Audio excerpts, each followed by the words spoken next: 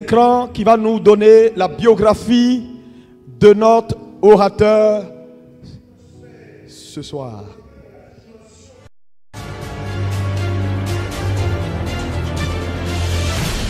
Pour devenir prospère, pour entrer dans la dimension révolutionnaire de la prospérité financière et spirituelle, c'est une question de placement.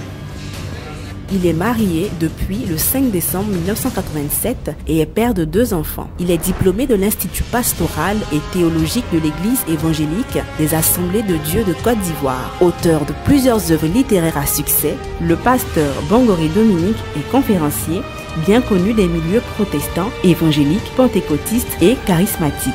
Sa vision du corps du Christ lui impose de mettre à la disposition de ses frères et sœurs du corpus enseignant. De Côte d'Ivoire, avec acclamation, recevons à cette chair un père parmi les pères, un homme de vision, un homme charismatique, son serviteur, le pasteur Dominique Bangoré.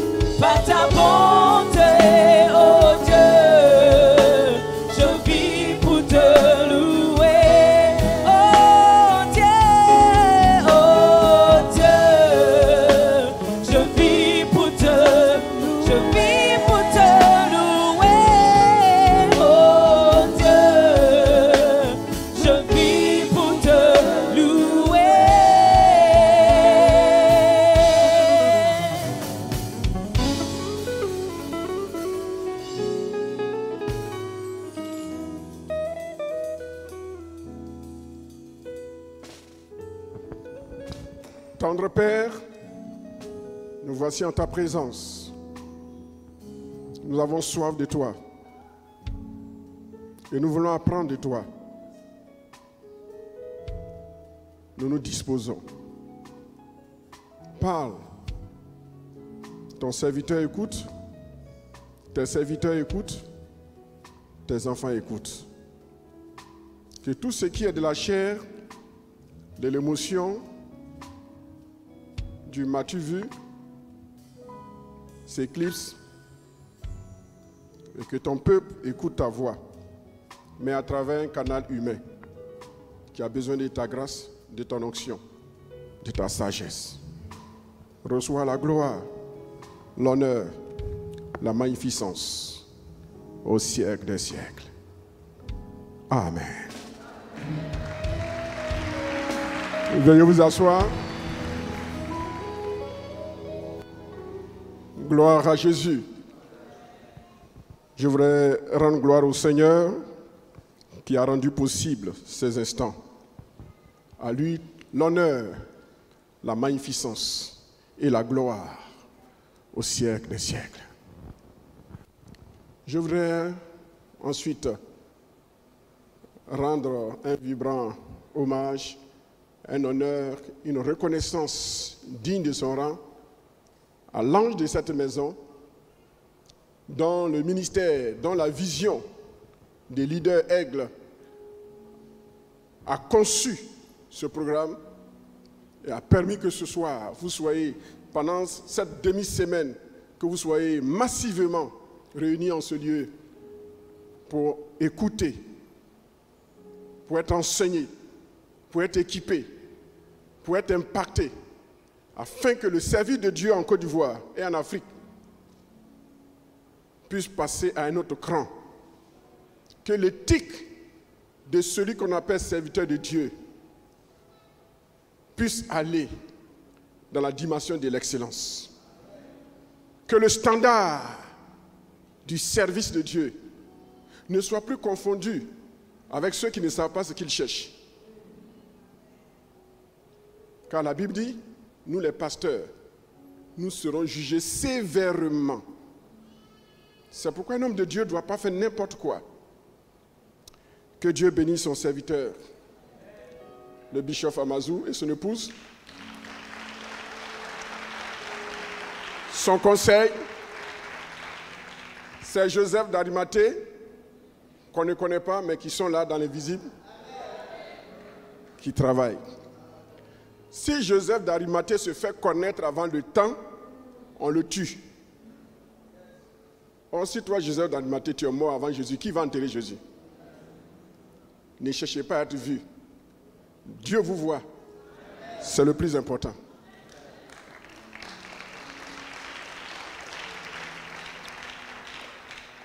Bishop, que Dieu te bénisse. Et à ma fille aussi, madame, que Dieu te bénisse pour tout le soutien que tu es pour Bishop.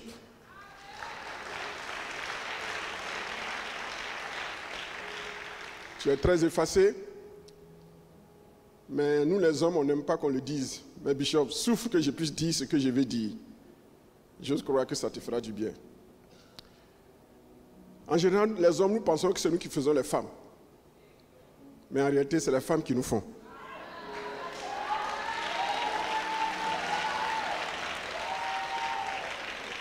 Je suis un défenseur des femmes,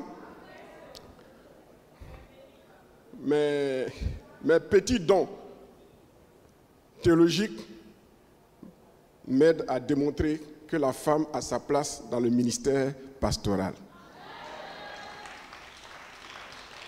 Les femmes sont d'une importance capitale.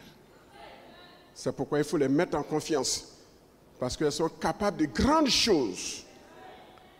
Que Dieu te bénisse. Tous les pasteurs qui sont venus, que Dieu vous bénisse.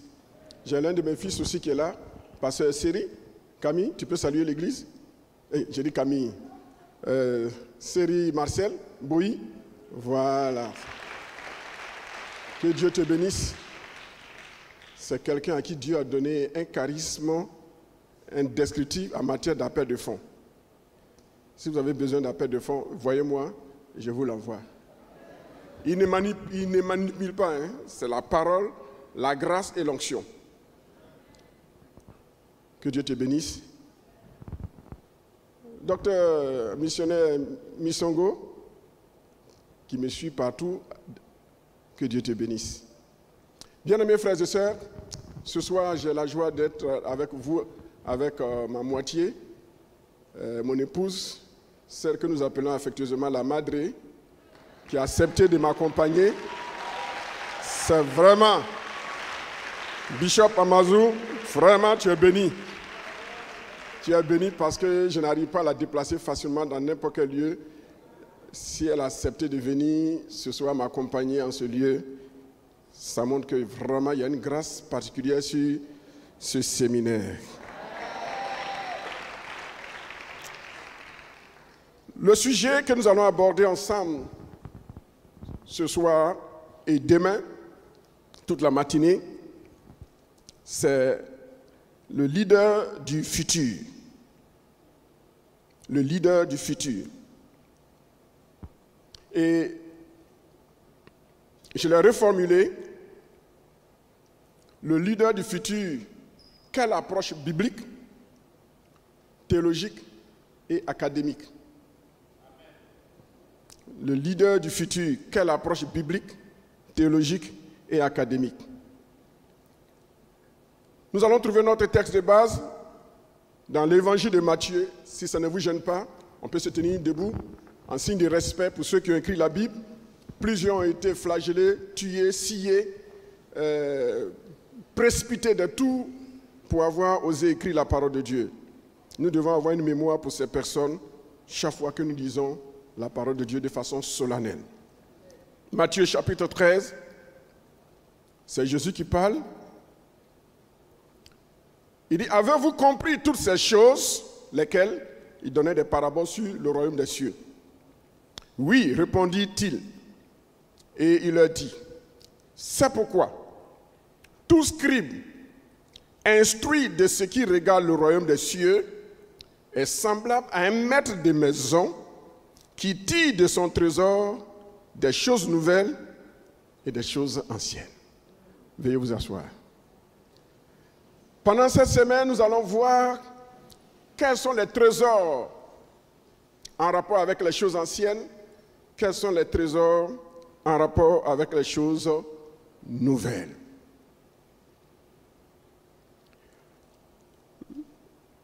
Le but de ce séminaire, c'est d'enseigner, équiper, élever le standard de vie des leaders. L'objectif de ce séminaire, c'est connaître le leadership sous de nouveaux angles. Comprendre comment développer une vision de leader du futur. Apprendre à prendre des risques comme des leaders du futur. Si nous devions arrêter une déclaration de mission de masterclass, leadership masterclass, nous dirions la foi, l'excellence et l'impact. En d'autres termes, le masterclass est une classe où la foi est créée pour de grandes choses. Le masterclass est une classe où l'excellence est le leitmotiv. Et enfin, le masterclass est une classe où on est impacté pour impacter. Tu es venu pas seulement pour écouter. Tu dois être impacté, mais à ton tour, tu dois impacter. Le plan de notre enseignement de ce soir et de demain comprend 3 chapitres. Dans l'introduction générale,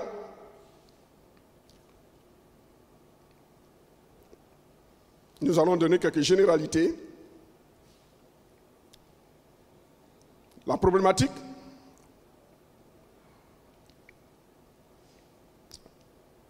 le but, les objectifs généraux, les objectifs spécifiques, et nous allons aborder l'agencement du plan. Le chapitre 1, nous allons essayer de définir les termes hébreux, grecs, latins et anglo-saxons. Car pour comprendre un concept, il faut aller à l'origine. Dans quelle langue le mot a-t-il été créé? Quelle a été l'évolution? Et quelles sont les différentes dérivations qui découlent de ce mot? Ça nous permet de comprendre la pensée de Dieu.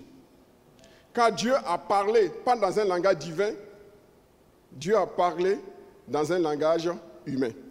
C'est ce qu'on appelle la Bible. La Bible, c'est la pensée de Dieu en parole humaine.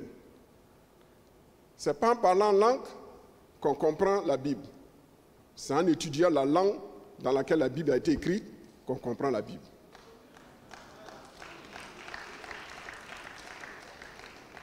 Après avoir défini les thèmes clés, dans le chapitre 2, si le temps nous le permet, nous allons analyser de façon biblique et théologique le service de Dieu en tant qu'une expression du leadership.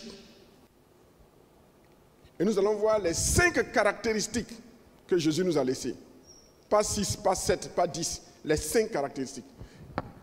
Et à la fin de cette soirée, de cette session, chacun va se juger. Ce n'est pas ton voisin qui va t'évaluer. Toi-même, tu vas t'évaluer. Tu sauras si tu auras la moyenne, si tu as 2 sur 5, si tu as 3 sur 5, tu es sauvé. Si tu as 4 sur 5, tu es excellent. Ce n'est pas ton voisin qui te jugera. Et dans le chapitre 3, demain, nous allons prendre tout le temps. On aura les polycopes. J'ai conçu les polycopes pour vous. Et j'ai pris tout le monde d'en avoir. Ce n'est pas à but lucratif. Non. Mais c'est pour vous aider. Parce que c'est l'un de mes prochains livres sur le leadership. Une affaire de collaboration plus qu'une affaire d'autorité. Parce qu'il faut, à ce séminaire, on va changer la mentalité. Parce que les experts ont écrit sur le leadership. Qui suis-je, moi, pour venir vous prêcher sur le leadership? Je n'ai pas fait un doctorat en leadership. Donc c'est un risque que je prends. pour aller à contre-pied de ce que vous savez déjà. Les grands ont écrit. Moi, qui suis-je pour aller contre ce que des grands, des experts ont écrit? Mais c'est ça un leader. Il faut prendre le risque d'oser. Si vous n'osez pas, vous n'êtes pas un leader, vous ne serez jamais un leader, un grand leader. Donc, nous allons voir le leadership sous un autre angle. Simple. Et vous allez vous rendre compte que chacun de vous est un leader qui s'ignore. Mais notre standard, notre repère sera Jésus. Pas les motivateurs, pas les docteurs de ce siècle, pas les spécialistes en leadership, pas les spécialistes en motivation. Mais notre repère, c'est Jésus. C'est pourquoi je serai attaché autant que faire se peut aux Écritures. Car la Bible est son meilleur commentaire. La Bible explique la Bible. Dans le chapitre 3, nous allons faire une analyse théologique, mais de façon synthétique, du profil du leader du futur. Et comme le bishop est déjà dans la vision prophétique, il m'a déjà devancé en disant que les leaders du futur seront riches. Et je vais en parler, mais je vais aller encore plus en détail que ce qu'il a dit. Ne manquez pas la session de demain. Et le chapitre 3 va s'appuyer sur 2 sous-chapitres.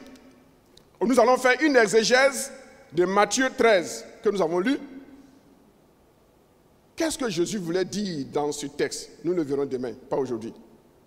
Et le 2e sous-chapitre, nous allons faire une analyse théologique explorative. On va explorer, on va voyager dans le futur. Et on va se rendre compte que les leaders de demain, ceux qui auront une église de 2000, 3000 personnes, seront des églises cellules de maison.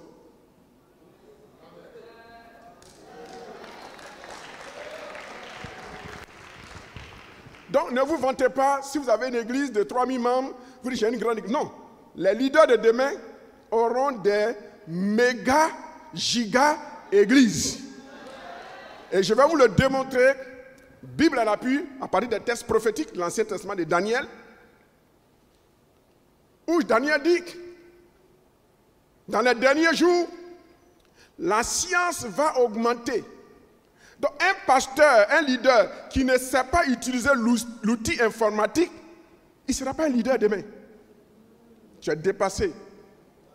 Parce que les grands pasteurs de demain, c'est les pasteurs qui auront des églises virtuelles de 1 million, 2 millions d'abonnés et de fidèles, qui va suivre à partir de l'Internet, qui vont payer leur dîme. Quand il va faire un appel de fonds de $10, il va se retrouver avec au moins minimum 5 à 10 milliards.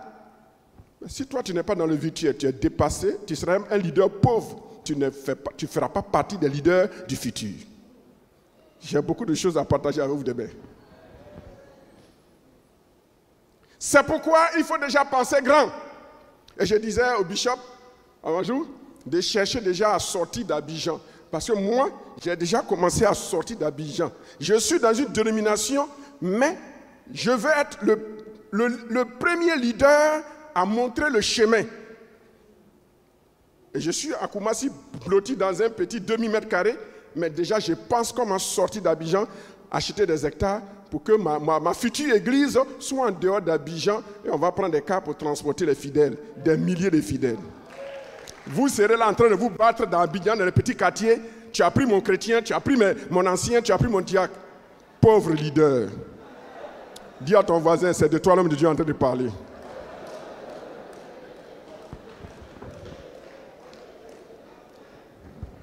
Alléluia. Bien-aimés frères et sœurs, le texte que nous venons de lire, Jésus nous donne une parabole, une illustration en rapport avec le royaume de Dieu. Donc en rapport avec la fin des temps, ce que nous appelons l'eschatologie biblique. L'eschatologie biblique est en rapport avec le futur. Or, on nous parle du leader du futur. Le leader du futur, c'est celui qui rentre dans la vision de Jésus-Christ en rapport avec le royaume, mais dans sa phase pré-royaume éternel. C'est-à-dire, il y a le millénium. Le royaume du millénium, ça c'est pendant 1000 ans. C'est sur cette terre, ce n'est pas au ciel. Il y aura de grandes choses au millénium. Et après le millénium, Dieu va créer de nouveaux cieux et de la nouvelle terre. Et nous serons éternellement sur cette terre, mais renouvelés. Il y en a qui ne le savent pas. Ils pensent que quand on dit la vie éternelle, là, c'est au ciel. Ce n'est pas au ciel. Ce sera sur la nouvelle terre. Donc, comment concevoir le profil du leader du futur? Jésus nous dit, le leader du futur doit avoir deux banques. Une banque appelée la banque des choses anciennes et une banque de choses qu'on appelle la banque des choses nouvelles. Mais il ne commence pas par l'ancienne, mais il commence par les nouvelles. Pourquoi? On verra tout cela demain. Il dit, c'est pourquoi tout scribe, on va voir demain, le mot scribe en grec, ça veut dire quoi? Et quelle est son origine? Quelle est son étymologie? Il dit instruit. Le mot instruit, ce n'est pas le mot instruit. Louis II il est un peu pauvre. Voilà. On ne peut pas s'appuyer sur Louis II pour faire un débat théologique. Faites beaucoup attention. Vous qui discutez, il est écrit. Louis II, c'est l'une des piètres traductions. Mais c'est notre tradition, on l'a accepté. On ne peut pas se dédier. Mais il faut aller au-delà de Louis II. On verra demain que là où le mot instruit, c'est un autre mot. Ce n'est pas instruit, c'est le mot, c'est quelqu'un qui a été discipliné comme un disciple. Pour devenir un leader du futur, il faut apprendre à être un disciple qu'on va discipliner. Ce n'est pas instruit, c'est trop léger. Il dit de ce qui regarde le royaume des cieux est semblable à un maître de maison. On va voir le mot maître de maison, c'est le mot leader. On verra tout cela demain dans l'exégèse. Qui tire de son propre trésor, qui tire. On va voir le mot grec qui est employé, le mot tirer.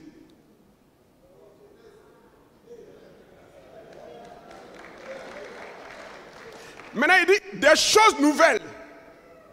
Des choses nouvelles. Pourquoi il ne commence pas par les choses anciennes? On verra demain pourquoi il commence par les choses nouvelles, mais sans oublier les anciennes. Bien-aimés frères et sœurs, bénissez le bishop Amazou pour cette plateforme qu'il a créée. Bénissez-le.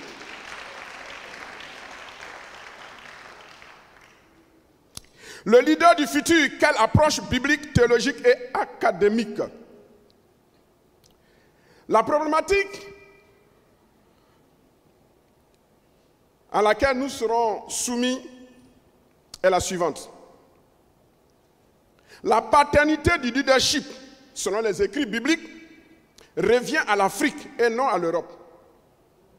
Mais pourquoi l'Afrique est-elle toujours en retard sur son développement avec un déficit de leadership? Pourquoi? Pourquoi l'Afrique est le berceau de l'humanité, donc le berceau du leadership, est-elle toujours dans le berceau à divers niveaux, tant politique, économique, scientifique, voire religieux? Pourquoi? Ça pour nous préparer à notre problématique. Ce n'est pas encore notre problématique, mais elle peut être une problématique à d'autres sujets de réflexion. Donc je disais, pourquoi,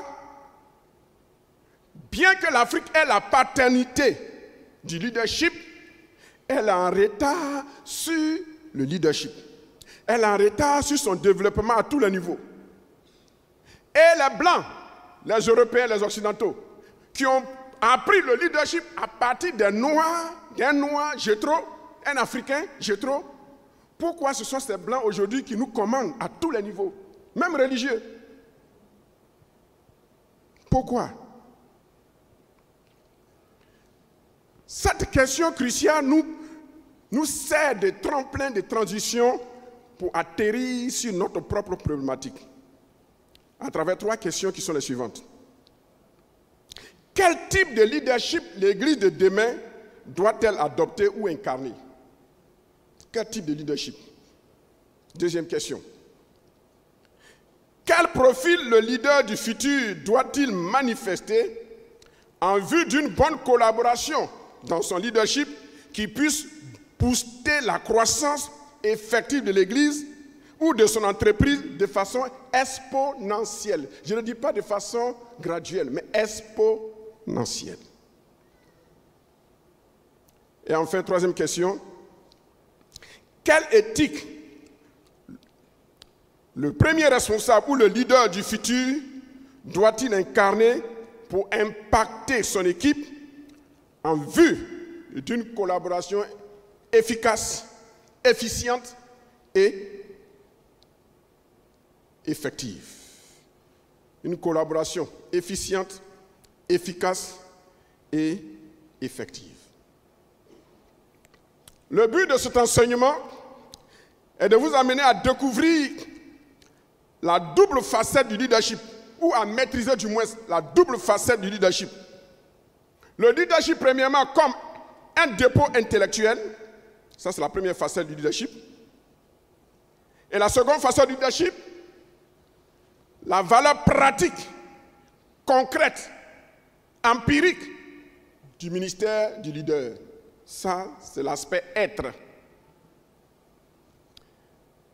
Deuxième objectif, deuxième élément de notre but, vous amener à posséder les fondements bibliques et théologiques de la valeur du leadership comme un dépôt théologique. Le leadership, ce n'est pas seulement nous remplir la tête de façon intellectuelle, mais un dépôt théologique. Tout leadership qui n'a pas ses fondements dans la Bible,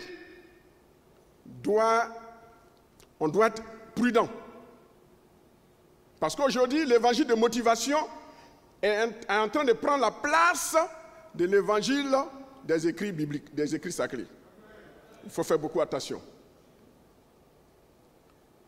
Troisième et dernier élément de notre but que nous sommes fixés. À la fin de ce séminaire, nous voulons que chaque séminariste devienne un leader qui requiert une double vocation. Qu'est-ce que j'appelle la double vocation? C'est le fait de savoir s'appuyer sur le nouveau trésor du futur en matière de leadership, le nouveau trésor du leadership explorable par rapport au futur et les anciens trésors du passé qui ont déjà été découverts et qui sont en rapport avec le leadership. Pour atteindre ce but à 3 niveaux, nous avons besoin de 2 types d'objectifs. Comme je parle à des hommes de Dieu, je suis à l'aise. Toute prédication doit viser un but, doit viser 2 types d'objectifs. Des objectifs dits généraux, on les trouve partout. Et en pédagogie, il y a 4 types d'objectifs. Ce que j'ai nommé les 4 C. Les 4 C. C comme connaissance, acquérir de nouvelles informations bibliques, théologiques et empiriques sur le leadership. Osée dit, mon peuple est détruit parce qu'il lui manque la connaissance. Puisque tu as rejeté la connaissance, il ne dit pas puisque la connaissance te manque, mais puisque tu as rejeté au profit de l'émotion, de l'onction, au profit de la manipulation, comme l'homme de Dieu en parlait hier, sur les manipulateurs qui prêchent sur l'argent, l'évangile de prospérité, des marmailleurs. Ils ont leur PhD, ils ont le doctorat honoris causa en marmaille. Et ils croient servir Dieu. Il dit, puisque tu as rejeté la connaissance, je te rejetterai et tu seras dépouillé de mon sacerdoce. Puisque tu as oublié la loi de ton Dieu, j'oublierai aussi tes enfants. C'est pas bon. Osée 4, verset 6. Deuxième objectif général, ce qu'on appelle, c'est comme compréhension. La compréhension, c'est la connaissance appliquée à l'intelligence. Car ce qu'on connaît sans intelligence, on l'applique bêtement et on en fait des prétextes pour faire du n'importe quoi, du désordre.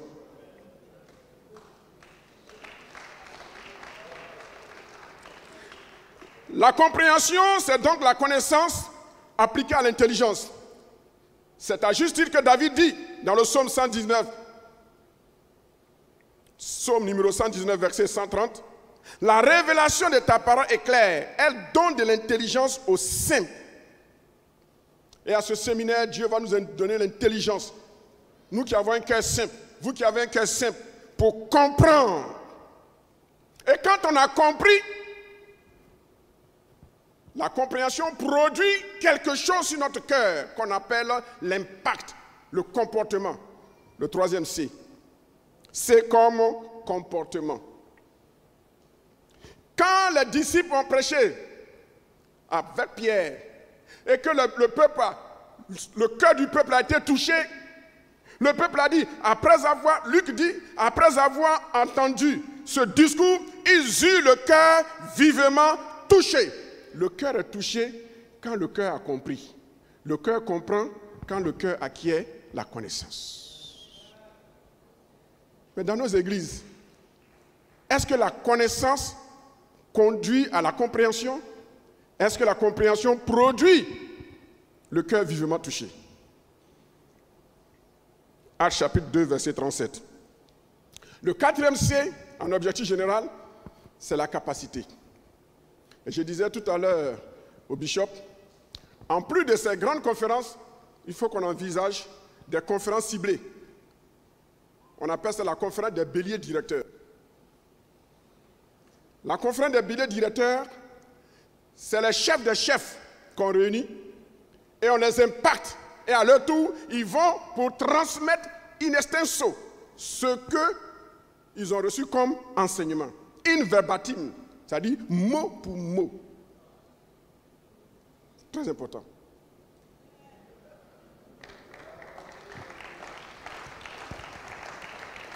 Dans le quatrième C de notre objectif, la capacité. La capacité. C'est l'aptitude, la possibilité à transmettre aux autres ce qu'on a reçu. C'est pourquoi je me suis évertué à glaner par-ci par-là dans mon livre, dans mon manuscrit, de mon livre sur le leadership, pour mettre un polycope à votre disposition. Vous pouvez m'écouter attentivement, prendre quelques notes, mais vous aurez le polycope pour ceux qui en voudront. On m'a dit que vous êtes 500. J'avais prévu faire 250. Mais demain, on va encore dupliquer. Tout le monde en aura. C'est un manuel. On va le mettre à votre disposition. Quelqu'un a dit, j'étais aux États-Unis, quand je cherchais une bourse pour mon doctorat, et je suis arrivé dans une église baptiste, et quand j'ai vu le pasteur, quand j'ai vu l'église, j'ai dit, Seigneur, merci. Ce pasteur va m'accorder une bourse, et puis je vais faire mes études. Et en causant, il me dit, mais comment tu vas faire? Est-ce que tu as une bourse? J'ai dit, je n'ai pas de bourse. Il me dit, mais comment tu vas faire pour faire les études? J'ai dit, Dieu pourvoira. Il me dit, my son, listen to me. Only salvation is free. Il dit, mon fils, écoute-moi. C'est le salut seul qui est gratuit. Il dit, le disciple-là coûte cher. J'ai dit, mais Seigneur, je pensais que le gars allait me donner une bourse, c'est ce qu'il me dit. Le Seigneur m'a dit, c'est la vérité qu'il t'a dit. Depuis ce jour, ma mentalité a changé. Si tu étais avant, je vous aurais distribué le polycope gratuitement. Mais depuis que Dieu m'a parlé, il a dit, c'est le salut seul qui est gratuit.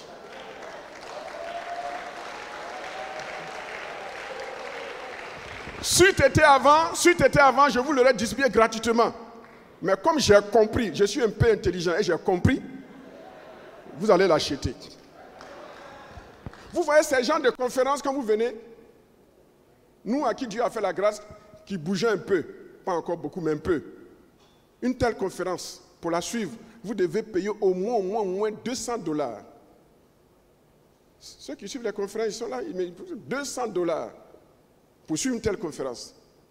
Mais en Afrique, on est habitué à l'esprit de gratuité. C'est pas bon.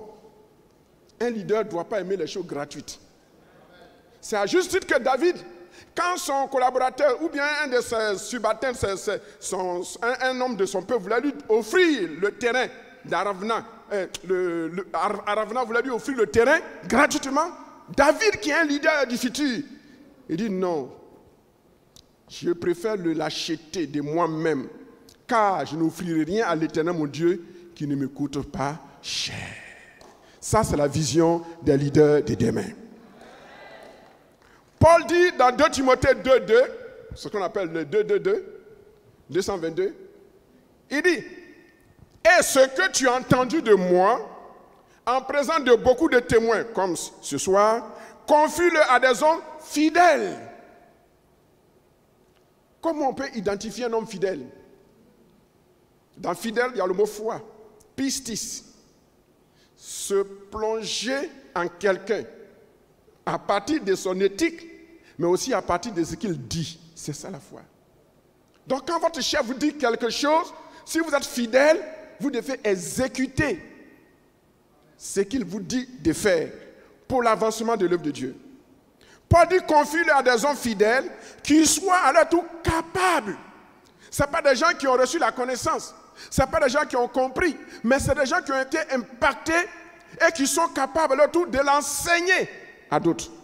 Vous qui êtes venus, vous devez partir avec tous les enseignements, soit en audio, soit en polycope, pour retransmettre intégralement. Et quand nous comptons, ça nous fait 4 générations. Paul, il donne à Timothée. Timothée, à son tour, le donne à la 3e génération. Et la 3e génération confie à la 4e génération. Un ministère qui ne peut pas aller de 4 générations est un ministère voué à l'échec. Et un tel leader ne peut pas faire partie des leaders du futur. Là où il y a des objectifs généraux, il y a des objectifs qu'on appelle des objectifs spécifiques.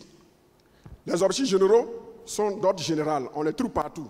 Mais les spécifiques sont précis, sont particuliers. J'ai identifié pour nous 6 objectifs spécifiques. Premièrement, je veux vous amener à découvrir les 10 clés fondamentales du service de Dieu. Mais on n'en parlera pas à cette conférence, mais je vais brosser un peu. Non. Si je vous donne tout, vous n'allez plus m'inviter encore.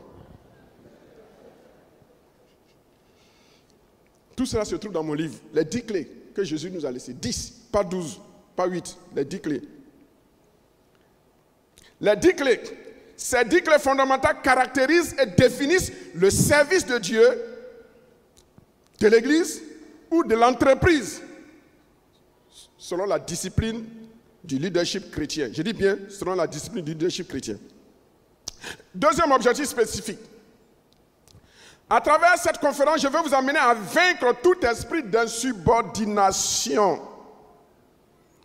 Parce que pour moi, ma définition du leadership, ce n'est pas l'influence, ce n'est pas des grandes visions, mais c'est la capacité à mobiliser des gens autour de toi à travers une collaboration. C'est ça, le leadership. Et on le trouve dans la Sainte Trinité. Le Père, le Fils, le Saint-Esprit. Ils collaborent. Il n'y a pas un qui dit, c'est moi le chef. Même si le Saint-Esprit et le Fils reconnaissent que c'est le Père qui est le chef, le Père n'a jamais dit, c'est moi le Père. Vous devez vous soumettre à moi. Non.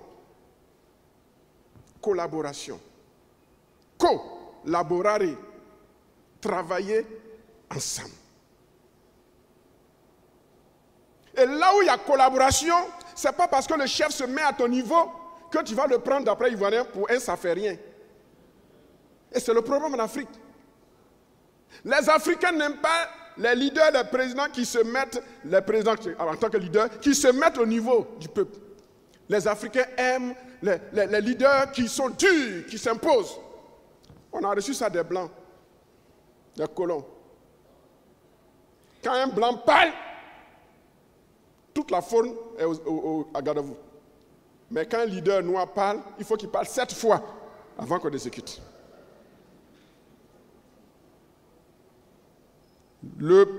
Tuer tout esprit d'insubordination qui porte atteinte au principe de l'autorité supérieure. Car tout leader, la première leçon qu'un leader devrait apprendre, ce n'est pas connaître la Bible, mais c'est connaître le principe de l'autorité. La première leçon qu'un leader, le leader du futur devrait apprendre, c'est le principe de l'autorité. Et maintenant, la Bible vient pour te révéler qui est Dieu. Ce n'est pas la théologie, ce n'est pas l'onction, ce n'est pas la prospérité. Le principe de l'autorité. Troisième objectif spécifique. Je veux vous emmener à proscrire et à bannir tout esprit de compétition fonctionnelle ou ministérielle. Dans le leadership de demain, il ne s'agira pas de démontrer que je suis plus fort que lui. Non. Il s'agira de m'appuyer sur ce que mon frère a fait pour que j'apporte ce qu'on appelle ma valeur ajoutée. Et chaque ministère sera fier du ministère de son voisin et de sa voisine. Je veux vous amener à connaître et à comprendre que dans la collaboration, il faut privilégier le principe de l'autorité et éviter la concurrence charnelle des dons, des talents et des compétences. Quatrième objectif spécifique. Je voudrais, à la fin de cet enseignement, que vous puissiez, chaque leader ici présent puisse proscrire et bannir le syndrome de la peur. Car en effet, c'est la peur qui conduit à l'abus d'autorité. C'est la peur. Proscrire la peur et l'abus d'autorité en tant que leader. Ici, je voudrais amener chacun à connaître et à comprendre que dans la collaboration, il y a deux pièges qui guettent le chef et qui guettent le subordonné. Deux pièges, lesquels? Le premier piège, c'est le piège de l'insubordination. Je peux prêcher comme lui. Les miracles qu'il fait là, je peux faire autant. Ou Dieu peut faire autant à travers moi. Le second piège, c'est l'abus du principe de l'autorité, ce qu'on appelle l'autoritarisme. Les leaders peureux et poltrons voient leurs collaborateurs efficaces et efficients en ennemis. Or, quand ton collaborateur devient efficace, efficient, c'est pour te propulser.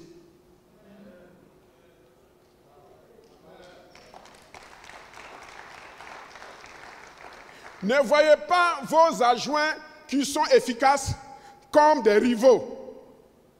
Si et seulement si, ils ont compris la première leçon que tout leader devait comprendre et connaître, le principe de l'autorité.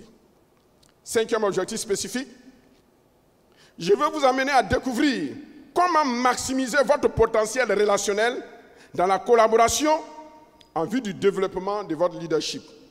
Ici, nous voulons que vous puissiez connaître et comprendre quelle est la meilleure manière pour des leaders de maximiser leur leadership. Et cette meilleure manière réside dans le fait de maximiser leur confiance dans leurs collaborateurs. Il faut maximiser ta confiance dans tes collaborateurs. Jésus a maximisé sa confiance dans ses collaborateurs, y compris Judas. Y compris Judas. La meilleure manière pour des collaborateurs de maximiser leur co-leadership, c'est de maximiser leur esprit de soumission à l'égard de leur supérieur hiérarchique et faire la promotion de leur leader principal. C'est ça. Quand tu parles au nom de ton leader principal. Il ne t'a même pas envoyé, mais quand tu t'en vas faire une visite, je suis venu au nom du bishop. Il m'a envoyé vous rendre visite. Il m'a donné une petite enveloppe de 25 000 francs pour que vous puissiez acheter un demi-sac de riz. Alors que Bishop, il ne sait même pas où tu es parti.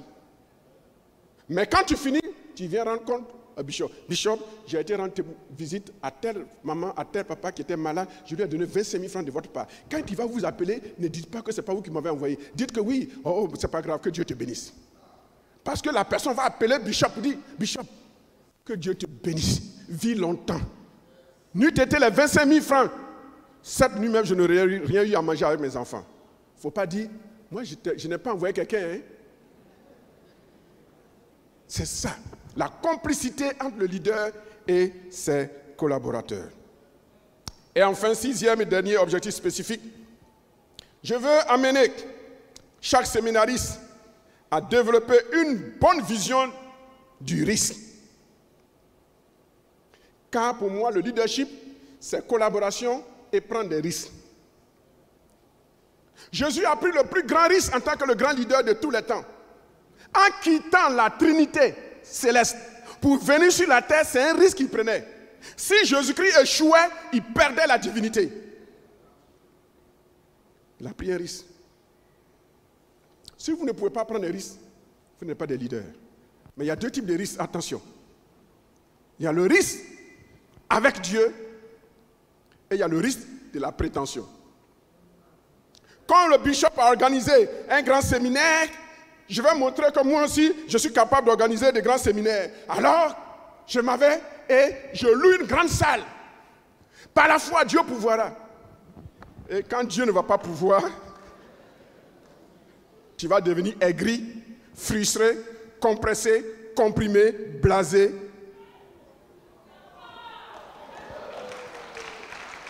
Il n'y a pas l'amour dans le corps pastoral. Il n'y a pas l'amour. Est-ce que quand tu prenais ta décision d'aller organiser une grande croisade, une grande conférence à des coûts exorbitants, est-ce que tu as consulté tes pères, tes grands frères, tes supérieurs hiérarchiques?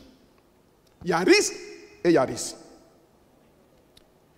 Ceci étant, après ce petit survol, abordons le chapitre 1.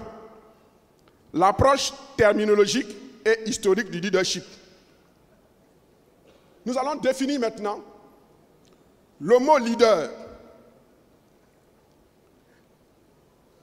La définition étymologique biblique. Le mot leader, selon le sens hébraïque, vient d'un mot hébreu qu'on appelle, dans la translittération, dit Najid. Najid.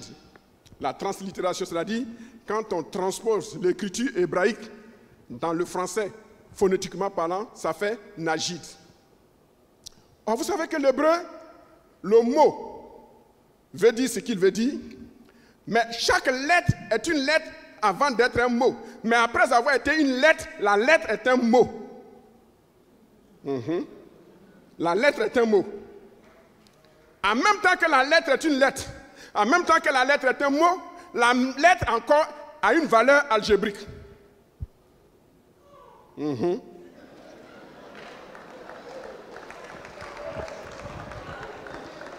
En hébreu, on ne fait que décoller. Attachez vos ceintures. Dis à ton voisin, attache ta ceinture. Demain, on va aller un peu plus rapidement parce qu'on aura les polycopes, vous allez suivre et puis on va aller rapidement. Donc, le mot Najid, dis avec moi Najid. Les Hébreux n'ont pas de voyelles. Les Hébreux n'ont pas de voyelles. C'est des consonnes. C'est pour ça le mot Yahvé, on ne peut pas le prononcer. Il a fallu des théologiens qu'on appelle des massorètes qui ont inventé des lettres, des voyelles, pour qu'on puisse prononcer le mot Yahvé. Donc, vous avez le Y, on met un A, Aleph, on met, pour qu'on puisse dire Ya. Et puis un E, un V, pour que ça puisse faire V. Il n'y a pas de voyelles. Donc, c'est les consonnes.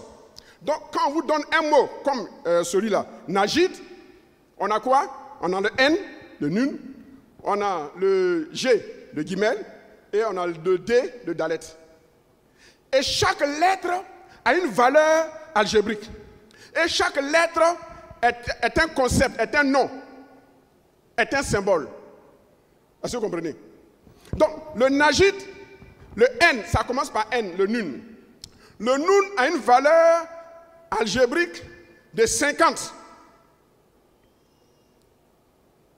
50.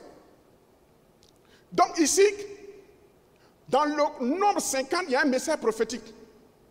50, c'est le symbole de la fin des temps. 7 x 7, 49. 7, qui est le symbole d'un cycle. Donc 7 x 7 cycles. Et plus 1, qui montre qu'on entre dans un nouveau cycle, un 8e cycle, qui sera le cycle du millénium. 50 Nun, Najid, les leaders du futur, le leader de la fin des temps. Qui doit-il être?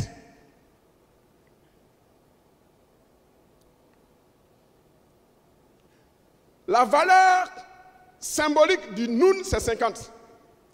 Maintenant, la valeur en tant que concept, en tant que nom, la lettre N, le Nun, a une valeur numérique, c'est 50. Mais en même temps que c'est une lettre, en même temps c'est un mot. Et le N est le mot, est le symbole du mot poisson. Donc vous voyez que le leader, il a pour symbole le poisson. Or, le poisson ictus en grec, c'est la première lettre du mot Iesou Christos Théou Sozo. Jésus-Christ, fils du Dieu sauveur. Quand on met les lettres ensemble, ça fait ictus et ça fait le mot poisson. Poisson, en anglais, c'est ictus. C'était le symbole des premiers chrétiens lors de la persécution. Le leader du futur, il doit remplir les caractéristiques du poisson. Il vit dans l'eau, il ne meurt pas dans l'eau. Nous sommes dans le monde, mais nous ne sommes pas du monde.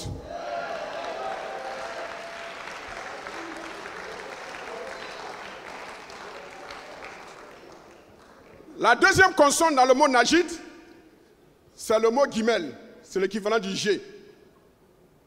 Le guimel a une valeur algébrique de 3. 3, c'est le symbole, selon la gématrie biblique, c'est le symbole du témoignage. 2 ou 3. Le leader du futur doit avoir un témoignage. Il doit être un témoin et avec un témoignage. Ce n'est pas le fait de prêcher, ce n'est pas le fait de faire des démonstrations prophético-charismatiques. Quand tu as fini de faire ça, quel est ton témoignage? Tu as donné le cellulaire des gens, tu as donné la couleur des sous-corps des femmes et des hommes. Les gens ont été propulsés, ils sont tombés sous la loi, l'effet de la loi de l'apesanteur. Quel a été le changement? Toi-même qui le fais, est-ce que ton cœur est changé? Quel est ton témoignage pour parler? En quoi es-tu un témoin pour prétendre avoir un témoignage? Najid. 3.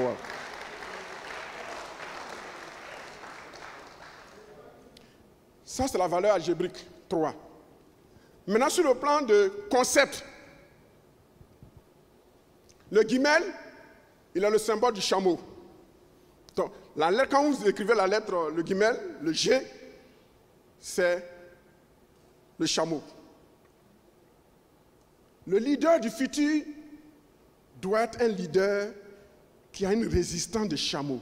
Le chameau est le seul animal qui peut rester des semaines sans boire.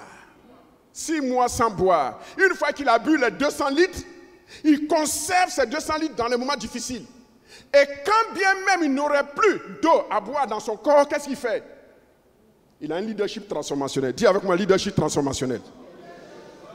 La bosse qui est sur son dos, c'est une bosse de graisse. Le chameau va transformer de façon chimique la graisse, la désintégrer pour avoir de l'eau. Voici les ministères, les leaders du futur qui vont résister. Dans les moments difficiles, qui sont capables de puiser dans leur tripes avec l'aide du Saint-Esprit pour transformer ce qui ne peut pas être transformé. C'est fort, hein? Le guimel. Alors je me demande, Seigneur, comment tu as fait pour que le mot leader puisse avoir toutes ces caractéristiques? Il ne m'a pas répondu. Et la troisième consonne, c'est le D, le dalet. Sa valeur algébrique, c'est 4. 4, c'est le symbole prophétique de l'universalité. Les leaders de demain, c'est les leaders qui seront capables d'avoir un message qui passe au nord, qui passe au sud, qui passe à l'est et qui passe à l'ouest. Il y a des leaders qui sont spécialistes, qui sont des spécialistes de zone. Les leaders de demain, du futur, ils vont passer partout. Leur message passe chez les Américains, leur message passe chez les Français, leur message passe chez les Africains, leur message passe chez les Orientaux. Il n'y a pas un message qui sera spécifique à une race ou à une région. L'évangile, c'est l'évangile. Bonne nouvelle. Évangélion. Bonne nouvelle. La bonne nouvelle passe partout. Les leaders de demain, c'est ceux qui auront la capacité, par leur leadership et par leur caractère, de passer partout avec leur message. L'universalité, 4. Mais le chiffre 4, c'est également, il véhicule les 4 attributs de Christ. Roi, Serviteur, le bœuf. Roi, c'est le lion. B, le bœuf, c'est le serviteur. La tête de l'homme, ça c'est l'humanité de Jésus-Christ. Et l'aigle, l'aspect de la divinité de Jésus-Christ. Les leaders du futur, ce sont des leaders qui vont remplir ces 4 caractéristiques dans leur ministère. La dimension de la prospérité, ça c'est la royauté. La dimension du service, ça c'est le diaconat. La dimension du visage humain, ça c'est le caractère humain. Un leader qui n'a pas un caractère humain, qui voit influence partout, il ne peut pas être un leader du demain. Et quatrièmement, les leaders de demain, c'est les leaders qui connaissent leur dimension divine, leur origine divine, qui transcendent les vicissitudes de la vie terrestre. C'est ceux-là qui demain vont être les leaders. Mais le Dalet, dans sa valeur, après sa valeur algébrique, le Dalet est symbolisé par le concept de porte ou de battant. Le Najid, en tant que leader de demain, c'est ceux dont le ministère sera une porte d'accès à l'évangile, une porte d'accès à la prospérité que Dieu donne, une porte d'accès à la transformation par le fruit de l'esprit, une porte d'accès pour arriver à Jésus-Christ. Une porte de Dalet. Najid. Donc voilà ces 3 consonnes qui se retrouvent dans le mot Najid, leader. Alors, quelles sont les autres significations du mot Najid? Quelles sont les autres valeurs du mot Najid? Najid, dans l'Ancien Testament, il symbolise d'abord, il a le sang des chefs. On le trouve dans 1 Samuel 9, verset 16. Vous trouverez cela dans le polycope, donc on va aller rapidement. Donc le Najid a le sang des chefs. Un leader est un chef. Deuxièmement, le Najid a le sang des princes. Un leader est un prince. Quand on parle de prince, de principauté, on parle de quelqu'un qui appartient à une famille royale. Ça, c'est le côté sacré du ministère. Le côté sacré. Nos cultes, en tant que des pentecôtistes, sont des cultes de l'improvisation à cause du Saint-Esprit, mais nous ne devons pas oublier le côté sacré, le côté révérentiel. Ça n'existe pas dans nos cultes pentecôtistes. On prend le désordre pour l'onction. On parle en langue en désordre. On donne des prophéties en désordre. Au moment où l'orateur va monter sur la chair, c'est là que des gens prophétisent. Ça, c'est du désordre. Tu as eu tout le temps pour prophétiser? Dis à ton voisin, on dirait c'est la voisine de l'autre voisin dont l'homme de Dieu est en train de parler.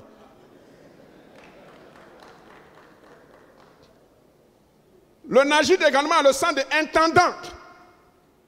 Et nous avons tous été édifiés quand le premier orateur, l'homme de Dieu Roland, a parlé de l'éthique financière, du contentement.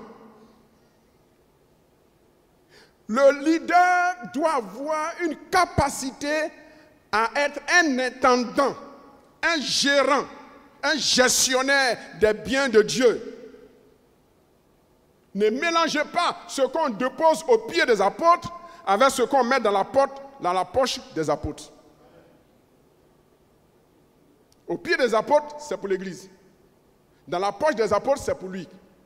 Mais depuis longtemps, j'ai commis cette erreur. Non, dans le sens contraire. Hein.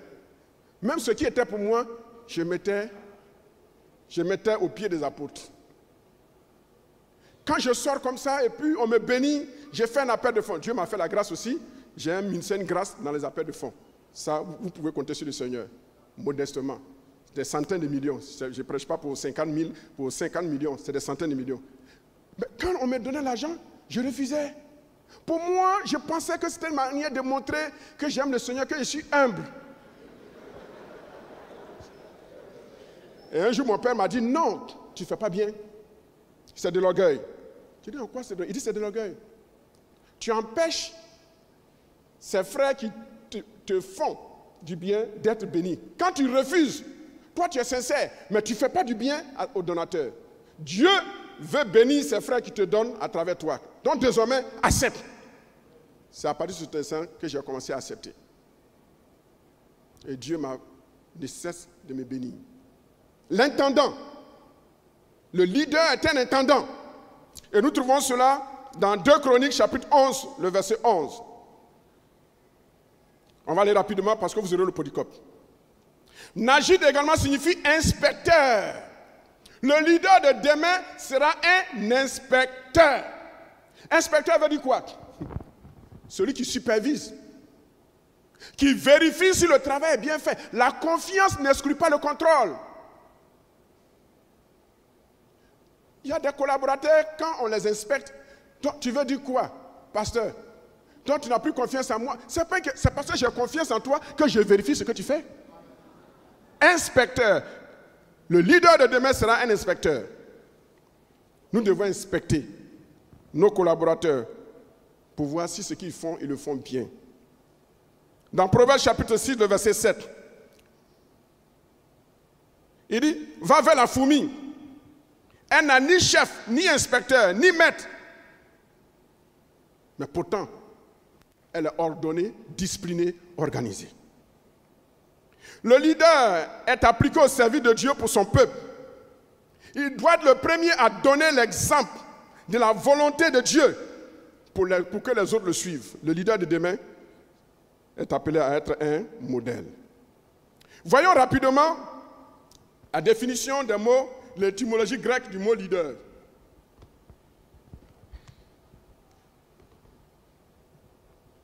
Le mot leader dans le grec, il vient du mot, un mot qui a plusieurs auxiliaires. Nous allons voir quelques-uns. Le premier mot, l'étymologie grecque du mot leader vient du mot archégos. Archégos. Sa translittération, c'est archégos. D'où est venu le mot archéologie. C'est-à-dire celui qui fait un travail de pionnier, qui est à l'origine d'une vision. Ça, c'est un leader. Archégos. Celui qui est l'auteur de quelque chose. Celui qui est le fondateur. Archégos signifie également un prince et un leader. Le deuxième mot qui vient du mot leader dans le grec, c'est archi-synagogue. Synagogue, on trouve ça dans synagogue. Donc quand Jésus, quand il est dit dans l'évangile, le chef de la synagogue, c'est archi-synagogue. Ici, c'est le chef de la synagogue.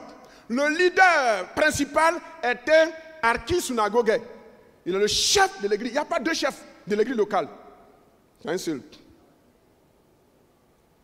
Même s'il n'a pas de grand diplôme, mais dès l'instant qu'il est l'initiateur, l'archégos, celui qui a initié le travail, il demeure l'archi-synagogue. Tous ceux qui viennent pour l'aider, c'est pour propulser son ministère, ce n'est pas pour rivaliser avec son autorité. Dis à ton voisin, c'est de toi l'homme Dieu est en train de parler. Les leaders de demain ne se laisseront plus avoir par les amis véreux. Tu l'invites. Et derrière toi, il est en train de bâtir une église à partir de ton troupeau et à partir de tes collaborateurs. Et non les moindres, les Joseph d'Arimathée. Si tu as fait ça, répands-toi à ce séminaire. Répands-toi à ce séminaire. Troisième mot dans le grec qui nous permet de parler du leadership, c'est le mot hégémon, d'où est venu le mot hégémonie. Hégémon. Il signifie un guide, un gouverneur, un maître, un enseignant qui incarne le pouvoir. Le leader de demain, Dieu lui donnera le pouvoir de guider et d'avoir une certaine hégémonie sur ceux qui dirigent. Un autre mot grec en rapport avec le mot leader, c'est hodegos. Hodegos, ça veut dire quoi? Il est le synonyme d'instructeur. Un leader est un instructeur. Il doit donner l'instruction, il doit donner la connaissance. Ce qui doit être fait, ce qui ne doit pas être fait. Chez nous, les Américains, on ne parle pas beaucoup, on a 3 principes. 1, ce que tu dois faire. 2, ce que tu ne dois jamais faire. 3, le jour où tu violes, tu es viré. Chez les Américains, il n'y a pas de deuxième chance. C'est chez les Français, il y a 3, 4 chances, on bavarde beaucoup et on agit peu. Chez les Américains, il y a 3 lois. 1, tu dois connaître ce que tu dois faire. 2, tu dois connaître ce que tu ne dois pas faire. 3, le jour où tu enfreins, tu es viré. Pas de deuxième chance. Mais c'est pour ça qu'ils sont la première puissance économique et mondiale. Et l'avant-dernier mot grec, protostates, c'est le leader qui se tient devant, pro, qui veut dire devant. Où on parle de, c'est ce mot qu'on trouve dans pronom. Donc, le protostates, c'est celui qui se met devant la bataille. Le leader est celui qui se met devant. Ce n'est pas celui qui envoie les stagiaires, ce n'est pas celui qui envoie les assistants, ce n'est pas celui qui envoie les pré-stagiaires. Mais lui-même, il est devant. Il donne l'exemple. Les leaders de demain seront des leaders modèles. C'est celui, dans le grec, le protostates, c'est celui qui est devant la bataille, c'est celui qui donne le son de cloche. Un leader donne le feu vert. Il y a des choses qu'on ne doit jamais faire dans une église, dans une entreprise, sans le feu vert du leader. Mais il y a des choses pour lesquelles on n'a pas besoin d'attendre le chef d'abord, le leader, avant de le faire. C'est pour cela qu'il faut connaître, on verra demain, il faut connaître qui est ton chef. Il faut connaître sa vision, il faut connaître son ministère, il faut connaître son caractère, il faut connaître son tempérament, il faut connaître ce qu'il aime, il faut connaître ce qu'il n'aime pas. Tu seras un meilleur collaborateur. Vous comprenez? Et le dernier mot, dans le grec qui traduit le mot leader, c'est le mot stratégos. Stratégos. D'où est venu le mot stratège? D'où est venu le mot stratégie? Le stratégos signifie le général. Le général. Le leader de demain sera un général. C'est le leader dans l'armée. Il est aussi le synonyme de mot magistrat. Un leader doit connaître la loi. Un leader doit connaître la loi. Si vous ne connaissez pas la loi, vous allez vous laisser abuser et désabuser par vos collaborateurs véreux. Ils sont capables de vous arracher votre propre église. Parce que vous n'êtes pas magistrat. Le leader doit être magistrat. Après ce séminaire, allez vous former en loi. Connaissez la loi de l'entreprise, connaissez la loi des églises, connaissez la loi en économie, connaissez la loi qui régit les groupes, les associations. Sinon, demain, un subalterne risque de t'arracher ton église. Je voudrais m'arrêter là, compte tenu du temps qui a avancé.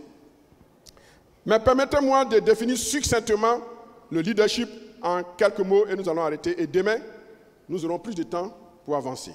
Qu'est-ce que le leadership? Le leadership est défini comme l'influence qu'on produit sur les autres en les amenant à faire ce qu'ils ne seraient pas toujours prêts à faire aisément. Mais avec loyauté, avec zèle, en vue d'un meilleur rendement, en transcendant leur potentiel ordinaire dans l'intérêt du groupe. Donc, le leadership, c'est être capable d'amener les gens à faire ce qu'ils ne sont pas prêts à faire, de telle sorte qu'ils acceptent de faire cette chose avec loyauté dans l'intérêt du groupe. On était sous un appartement. Et le Seigneur m'a dit, le temps de détruire cet appartement était arrivé. Et les chrétiens, les responsables, même mes propres collaborateurs, les jeunes pasteurs, n'étaient pas pour qu'on détruise, que je détruise le temple. Mais un leader, c'est celui qui n'est pas toujours démocratique. Un leader, il n'est pas démocratique. Un leader, c'est celui qui entend la voix de Dieu, qui est convaincu que Dieu vient de lui parler, qui en parle à ses collaborateurs. Ils peuvent accepter comme ne pas accepter, mais l'exécution ne dépend pas des collaborateurs. L'exécution dépend de l'ordre que tu as reçu de Dieu. Alors, j'ai dit à l'église, demain, on va casser l'église, le temple. Les gens commençaient à dire, oh, padre, on m'appelle padre affectueusement, oh, padre. Ça, il a dit ça, mais il ne va pas faire. Il est tellement doux, il suffit que quelqu'un lui parle. Et souvent, les gens, les chrétiens, les responsables, passent par ma femme pour me parler, etc. Je lui ai dit, chérie, on va casser le temple. Et puis, à ma grande surprise, elle est d'accord avec moi. J'ai dit, ça là, Dieu est avec moi, Saint-Esprit est avec moi. Et je me lève à 6h du matin. Et j'arrive. Et je commence à casser le temple. Pour certains, ils étaient choqués. Comment un homme de Dieu peut casser la maison de Dieu? Aucun responsable n'est venu. Moi, avec 2, 3, 4 jeunes pré-stagiaires. Les autres pasteurs sont fâchés. Comment je peux détruire le temple? Et j'ai détruit le temple. Mais allez voir aujourd'hui ce qui est en train d'être construit là-bas.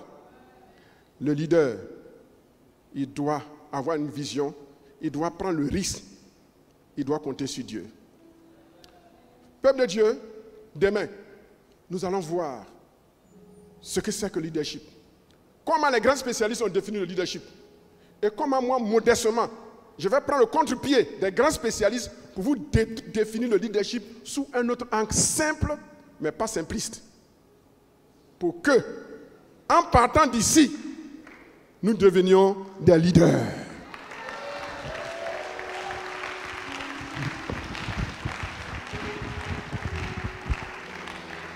Que Dieu nous aide.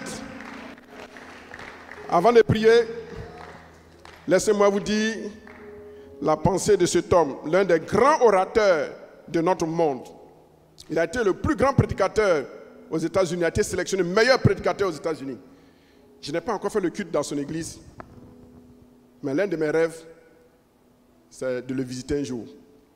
J'ai eu le privilège de visiter l'un des grands pasteurs de l'Amérique qu'on appelle le père spirituel de Nicky Cruz, David Wilkerson.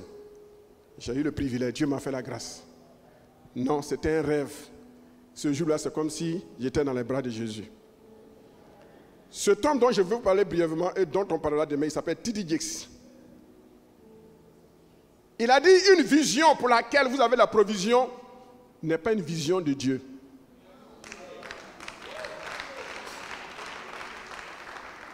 Si vous avez déjà tous les moyens et vous dites j'ai la vision de bâtir un temple, Dieu n'est pas dedans. Ça, c'est votre projet humain. La vision est frais. La vision est plus grande que tes moyens. C'est ce qui te pousse à compter sur Dieu et à dépendre de Dieu. Que Dieu nous bénisse. Alléluia.